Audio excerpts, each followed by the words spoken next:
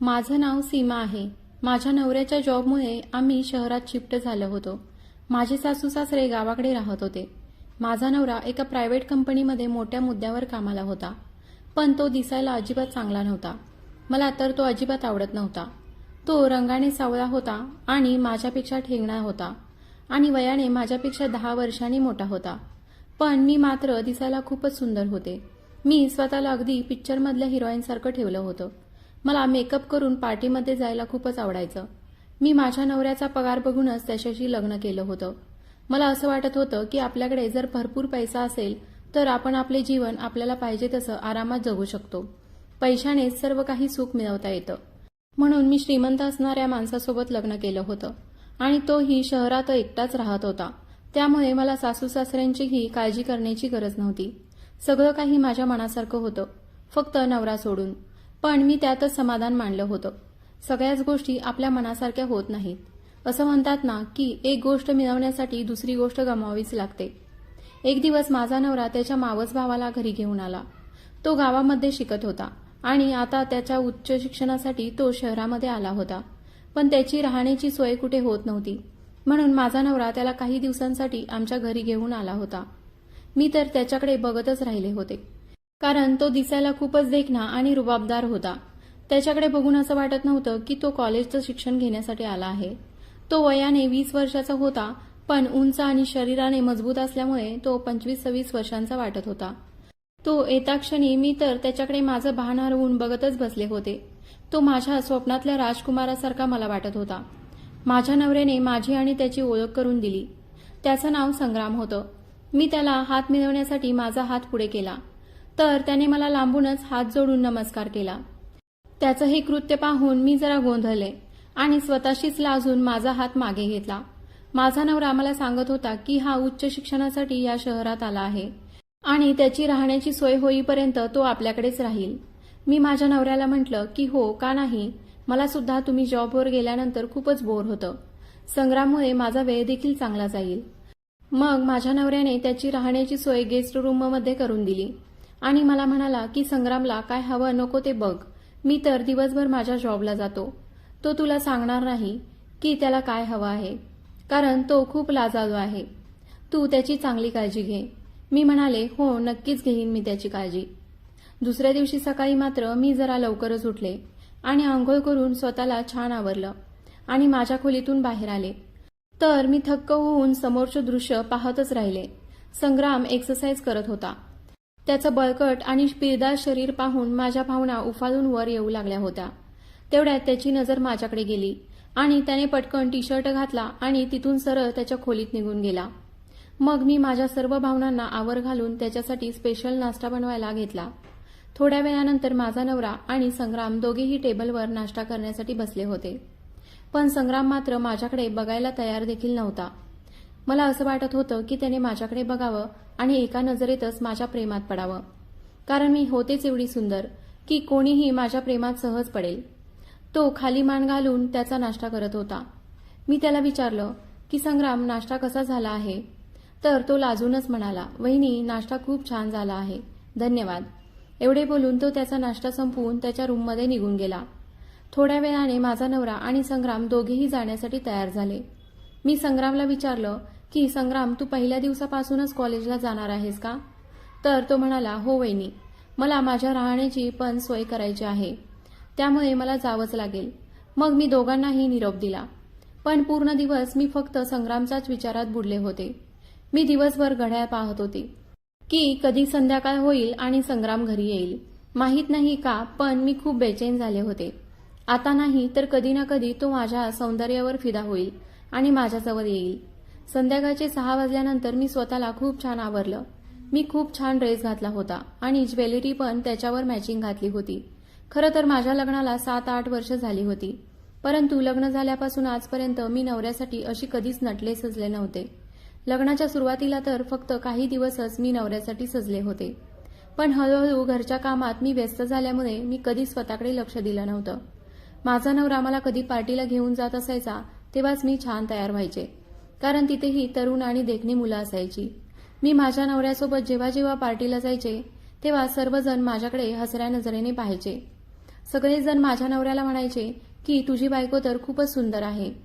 मला माझा स्वतःचाच खूप हेवा वाटायचा आणि माझ्या नवऱ्याचा खूप राग यायचा. संध्याकाळी 6 वाजता माझा नवरा आणि संग्राम घरी आले. मी दार उघडलं तेव्हा माझा नवरा मला पाहून खूपच खुश झाला होता, कारण खूप दिवसांनी मी अशी नटले सजले होते.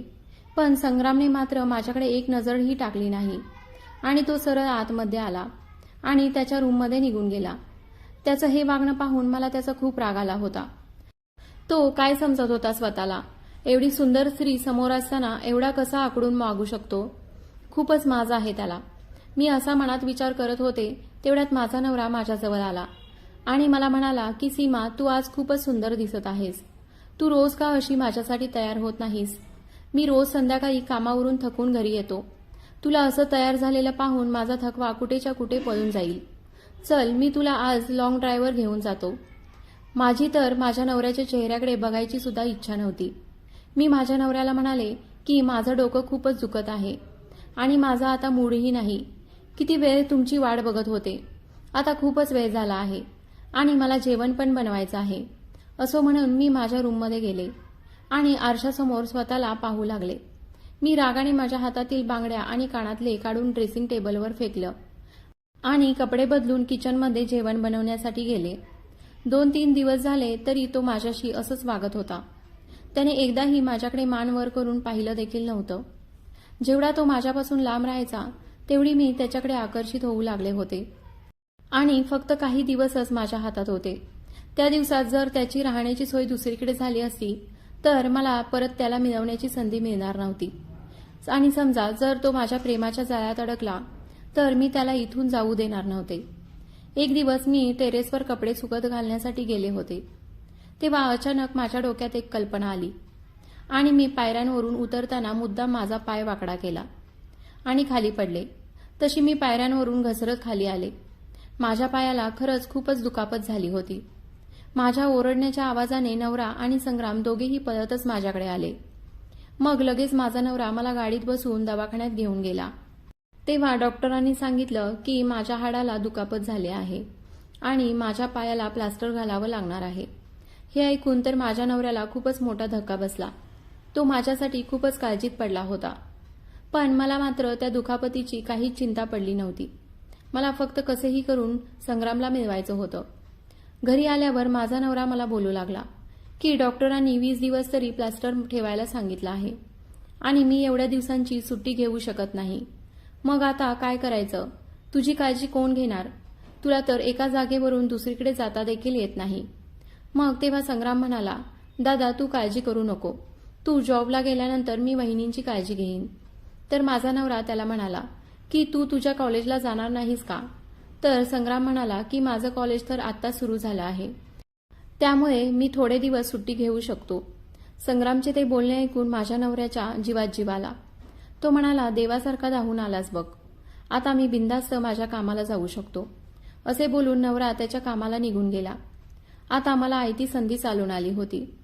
मी माझ्या रूममध्ये होते आणि संग्राम हॉलमध्ये टीव्ही बघत बसला होता. तर मी त्याला आवाज देऊन माझ्या रूममध्ये बोलावलं. तो लगेच माझ्या रूममध्ये आला. मी त्याला म्हणाले की मला इथे खूप बोर होत आहे, मला बाहेर लॉनमध्ये घेऊन चल. तर तो मला म्हणाला की वहिनी, मी असं करू शकत नाही. जेव्हा दादा घरी येईल तेव्हा तोच तुम्हाला लॉनमध्ये घेऊन जाईल. तुम्हाला काही हवं असेल तर मला सांगा, मी तुम्हाला आणून देतो. त्याच्या बोलण्यावर मी त्याला काहीच बोलू शकले नाही. त्याला म्हणाले, बरं ठीक आहे, मला आता तरी काही नको आहे. जेव्हा गरज लागेल तेव्हा मी तुला आवाज देईल. आणि तो परत हॉलमध्ये जाऊन टीव्ही बघत बसला. मला तर आता त्याचा खूपच राग येऊ लागला होता. ज्याच्यासाठी मी ही सर्व दुखापत करून घेतली होती, पण त्याला मात्र त्याची काहीच पर्वा नव्हती. दुसऱ्या दिवशी मात्र मी मुद्दामच बेडवरून खाली बसले आणि असं दाखवलं की मी बेडवरून खाली पडली आहे आणि ओरडतच त्याला आवाज देऊ लागले. तर तो पळतच माझ्या रूममध्ये आला आणि मी पडलेली बघून मला लगेच उठवण्यासाठी आधार देऊ लागला. त्याने माझा एक हात त्याच्या खांद्यावर ठेवला आणि त्याचा दुसरा हात माझ्या कमरेवर घातला. त्याच्या स्पर्शाने मी शहारले होते. मला त्याचा तो स्पर्श हवाहवासा वाटत होता आणि असं वाटत होतं की त्याच्या मिठीतच राहावं.